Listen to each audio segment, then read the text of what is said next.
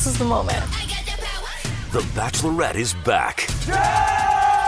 And the power I'm gonna fall in love. is in Jen's hands. And I'm gonna do it my way. ABC Monday. Everything about her is great. I feel so special. Jen's looking like a queen. My men are very, very hot. Someone call 911. You are looking so fired. This is the beginning of a new era. The Bachelorette season premiere, Monday, 8/7 Central on ABC and stream on Hulu. Moving to a new house and other big life transitions like that affects kids. This is on my mind because my pediatrics practice is based in San Diego, where we have a lot of military families, and a lot of my patients, much to my sadness, move when they are stationed at another base. One family in my practice is moving to Japan. I filled out all their medical forms, but then suddenly their move was canceled and it was changed to Missouri. And these patients are a high school student and a middle school student.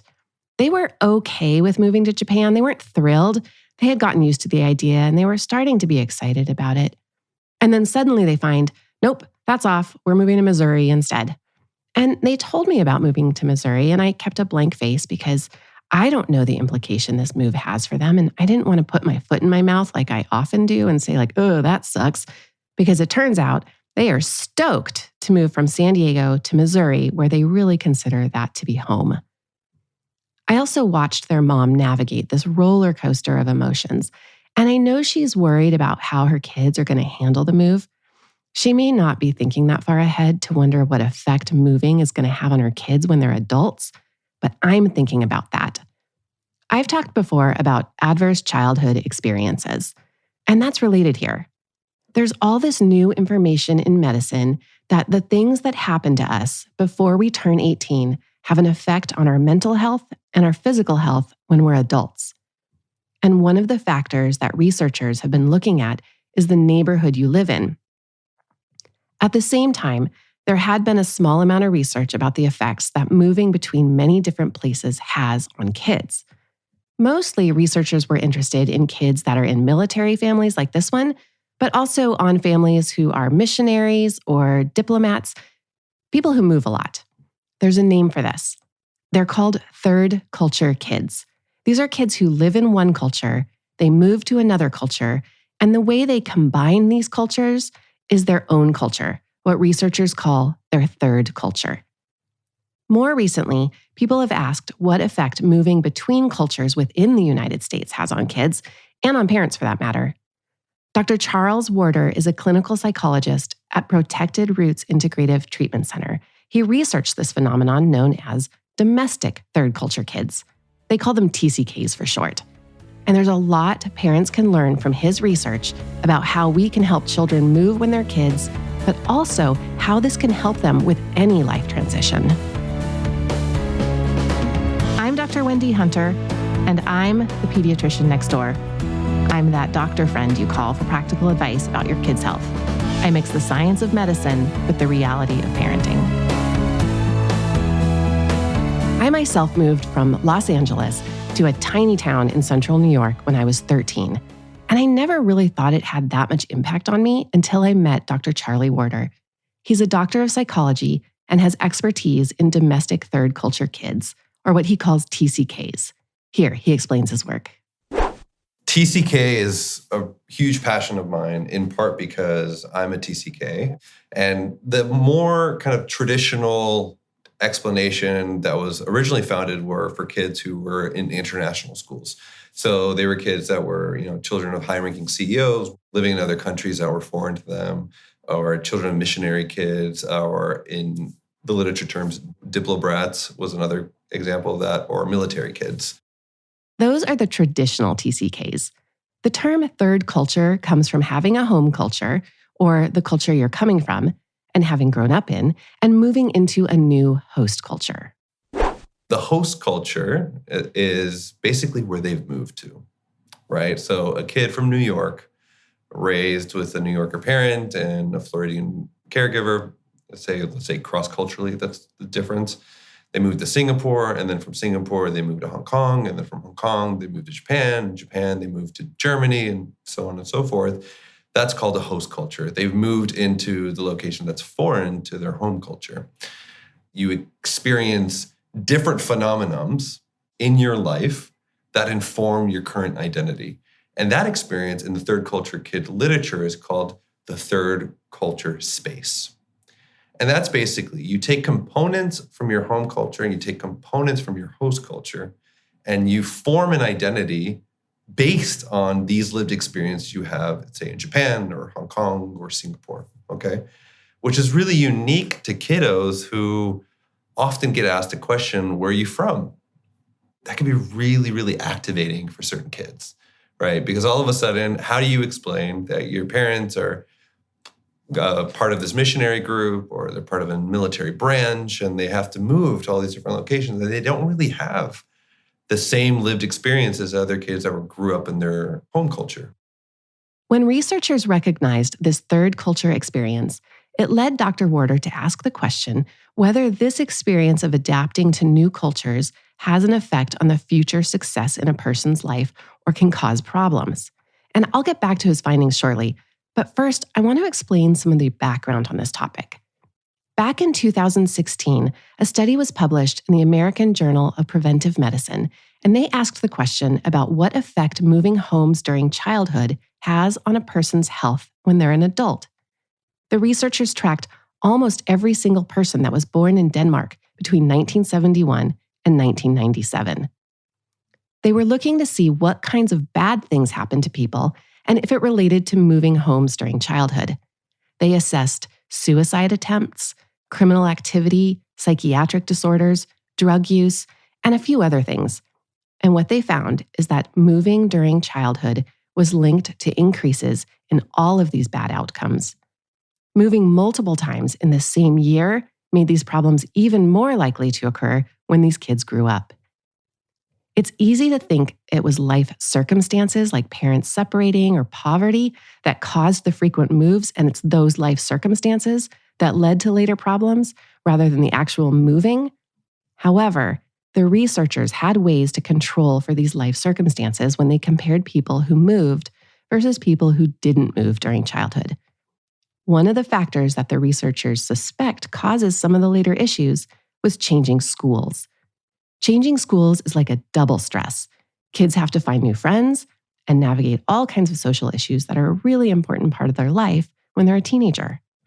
Researchers in this topic do recognize that a household move that happens early in childhood for something like a parent's new job or to move into a nicer home, that has a different outcome than moving due to, say, like being evicted or moving because your house burned down or something like that. The study in Denmark doesn't include that kind of detail about why people moved, but the researchers were able to compensate for socioeconomic status. What they found is that rich kids had just as much risk as poorer kids when it came to having moved during the teen years. Often, moving was related to other family stressors. But the researchers' overall conclusion was that moving may be harmful in and of itself. You can read the details of the study. I'll put the link in the show notes. The study reinforces, with data, what we already thought, that switching homes is disruptive and is particularly tough in the teen years. The study also found that the kids who were most likely to have bad effects as adults were those that moved between age 12 and 14. However, Dr. Warter's research on domestic TCKs did find some really positive behaviors as well. What my research found was if they had a secure family unit rooted in values-based behaviors, they were not only successful, they were exponentially successful, often higher levels of education and purpose-driven behaviors. Purpose-driven behaviors. That means that third culture kids tend to look for experiences as an adult that have meaning. They pursue their values more than they pursue financial success or money. They choose careers that contribute to society in a positive way, and TCKs are more likely to seek higher education as well. These kids are worldly, and they have a different view on the world than their peers who haven't had a third culture experience. We know that when tough things happen to a kid, whether it's parents divorcing or moving across the country, whatever it is, they can either grow from the experience or they can have problems. They can become depressed, anxious, or act out. Dr. Warter has identified several factors that help these kids become stronger and more resilient from their TCK experience. If the family unit was supportive, and sometimes one of the variables that really stood out was faith-based practices. So engaging in your local church or synagogue or mosque, those were really, really indicative of longitudinal success as a protective factor for kiddos that experience high level of migratory patterns. And that was kind of like, duh, right? Like, of course, faith is used in so many different ways to help people get through grief and changes and enhance resiliency and connection with others, right? Dr. Warter also identified factors in his research that identified life factors that contributed to having a harder time adjusting after a move. And it reinforces what was hypothesized by the Denmark researchers. If they were abandoned or they had like an anxious caregiver or an anxious attachment with their parents, they had a higher proclivity for chronic depression, substance abuse, and decreased academic success. If evolutionarily speaking, we're a nomadic species, right? The nomadic species, we've been able to survive whatever difficulties we have by the support of the system. So all to say, if the family unit, whatever family unit that may be, whether it's same-sex marriage or otherwise, or whatever political affiliation you may hold, if the family unit is supportive and indicative and holding, that kid actually is more resilient with these changes. If you're planning a move or even just a significant change in your child's life, a change of schools, neighborhoods, parents separating, any life transition, Dr. Warter has tips based on his research that you can use to help your child in a transition. And that's next.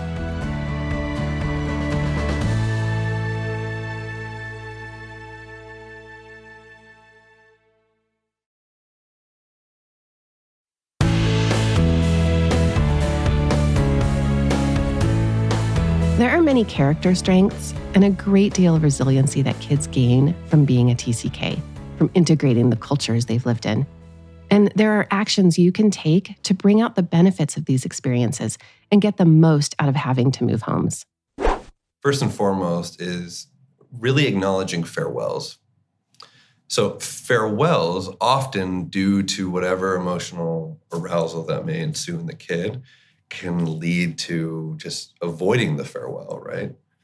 The kid that grew up in Arizona from the ages of 0 to 8, the appreciation for that farewell could be creating a little box of all the little pieces that remind you of Arizona, right?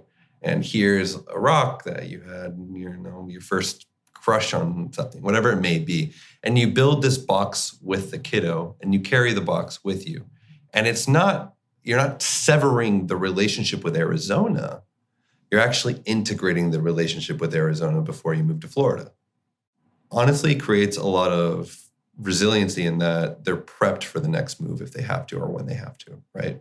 So that's like the first one, specifically with the kids. The second one with the kids, regarding caregivers with kids, is depending on where they are developmentally in their age, be quite frank about what these moves mean and why you're moving.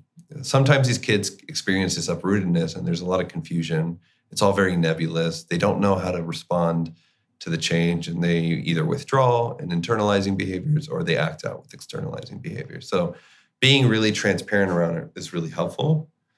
And then there is rituals. So if the family uses rituals, so if it means having a dinner every night together, if it means, it doesn't matter where you move, we still uphold going to a movie theater every Friday night with dad and it's a comedy and so on and so forth. You can reinstate the same rituals in every single place to help that normative process. You have to also ask yourself, like, is the adult prepared for all this cross-cultural migration, right? There may be, it's called acculturative stress that caregivers are also experiencing at the same time. You have a military family who was stationed in North Carolina or South Carolina, then came here to San Diego, and all of a sudden they get orders to go to Japan, right? That family that was raised in Missouri, speculating, also may be having their own acculturated stress to sushi, right? As simple as the food, right? And as complex as the food. But making space for curiosity and celebrating the differences make it so the kiddo doesn't encroach on things that are different with a bias, an inherent bias. You kind of have to take opportunities to say, oh, hey, Timmy, this is a really, really weird to eat sashimi the first time, but look how good it tastes with wasabi or with soy sauce, or maybe you'll like it. And do you like anime? Oh, you may like anime. So being open to the differences, even if it means questioning your own biases, will really help that child. There are a lot of things parents can do to prepare a child before they move that are going to make it easier. And this applies to moving across the world, to another state, or even just to a new neighborhood in your town. These can all be big changes for a child. Talk with your kid about what it's going to be like in the new home or what might be new or hard for them. Let them help you pack. This will make them feel a little bit more in control. Sometimes you want everything to feel the same in the new house, like same bedding and furniture. But for some kids, they might like choosing something new for their new house, maybe a new paint color for their bedroom or new bedding. And after talking through the move and what to expect, let your child know they can come talk to you anytime before or after the move if they need help. You can also just directly ask them, what can I do to help you? Most kids can tell you what they need if they have some time to think about it and if they know you're there to help them. It's also a good idea to talk about the good things that might come from the move. Is it a better climate, a bigger house, maybe more opportunities for the family? Or maybe it's closer to something they love. Maybe it's closer to their grandparents or a ski hill. And as we mentioned, a parent's attitude matters. If you're dreading a move, your kids don't really need to know that. It's okay for them to see you express your nervousness, but make sure they also see how you talk yourself through your worries. This shows them it's okay to have feelings and that what's important is that we work through them. But they don't need to worry about things that they haven't thought to worry about on their own, so be careful about the comments you make when your kids can hear you. They hear everything, even if you think they don't, and they understand more than you expect them to. Another thing to consider is to have a gift at the new house so they will be excited to get there.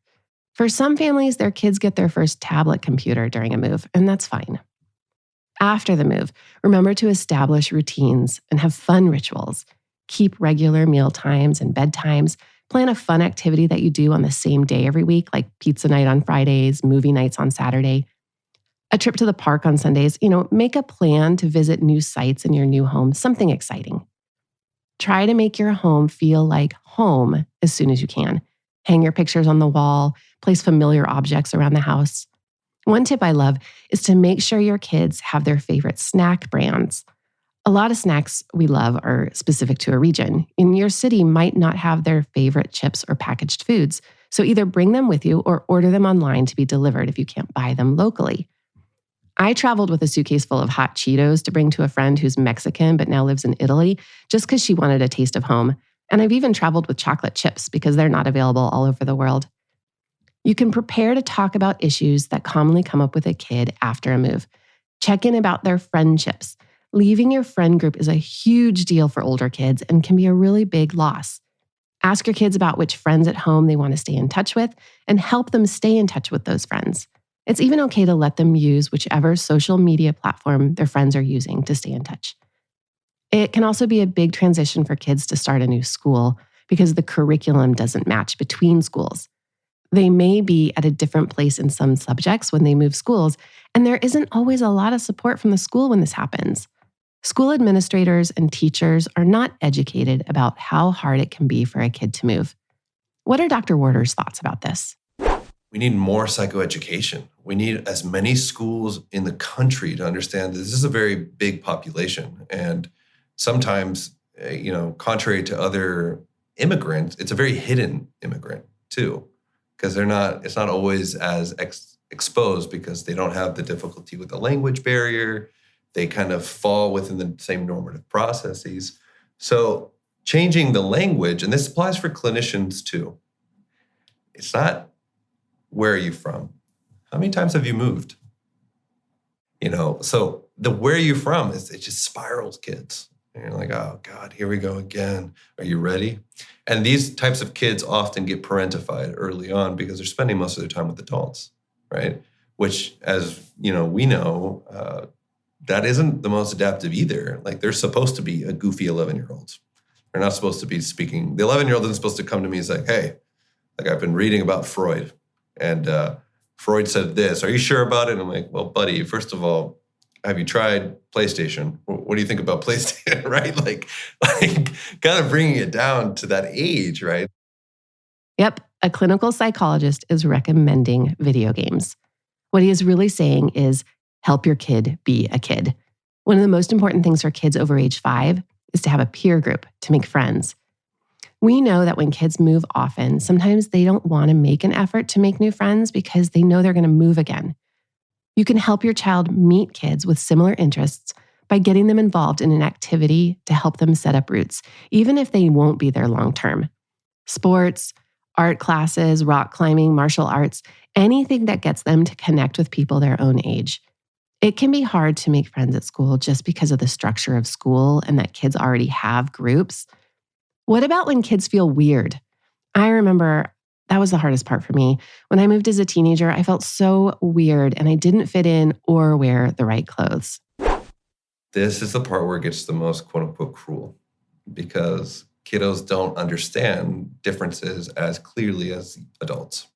When the kid is experiencing the uprootedness, put into a new setting, it doesn't matter how personable, how adaptive, how mature the kiddo is, he's going to be labeled as different. And that's the double-edged sword of being a domestic third culture kid or a TCK. That will forever be your lived experience. So coming in contact with that and saying, that's actually something you can't change, is a really difficult part of the therapeutic process. They will never have the same friends from kindergarten as adults. That doesn't work that way. But when they do choose a friend, and this is something TCKs are really skilled at, that friend is forever. It doesn't matter where they move. It doesn't matter where they go. That TCK will be the best friend and will be in contact with you for the rest of your life. So that's another interesting strength. They're very vulnerable. They don't really have a lot of time for small talk. They don't have a lot of time for ignorance because they're usually pretty informed. That's just a part of the process. And that's why it's so associated with chronic depression. It can feel very isolating when you have seen much more of the world and have a different worldview or perspective than other kids in your grade. I was curious what Dr. Warter's experience was with this. I was born in Chile, in Santiago, Chile, and I moved to Arizona, Florida, Hawaii, New York, Hawaii, back to Hawaii. Then I spent some time in Argentina, Washington, and then Washington. And this is the longest place I've been in California. My whole life, it's been 8 years in California. Dr. Warter is in a unique position to understand how kids feel when they have been through a transition. It's important for parents to know that kids and adolescents are so resilient. Like, of all the populations that exist out there, and this is why I love working with adolescents, it's like, oh man, they bounce back. It could be one thing you say and they bounce back and they change the course of their lives. Thank you to Dr. Charles Warter for sharing his experience and expertise about domestic third culture kids. You can find him at Protected Roots Integrative Treatment Center. This topic of the effects of moving homes on a child was not something I had thought about before. If you have questions about an overlooked topic or want to share your unique experience, send me an email. And if you found this episode interesting, please rate and write a review of the show. Your reviews help others to find the show in their podcast app. Thanks. For more from the Pediatrician Next Door, find me on the web at pediatriciannextdoorpodcast.com. If you've got a question about the weird things kids do, send an email to hello@pediatriciannextdoorpodcast.com for a chance to hear your voice on the show. I'm Dr. Wendy Hunter, and I'm the Pediatrician Next Door. This show is produced by Red Rock Music. Make sure to subscribe and leave a review wherever it is you're listening. I'll be back next time with more.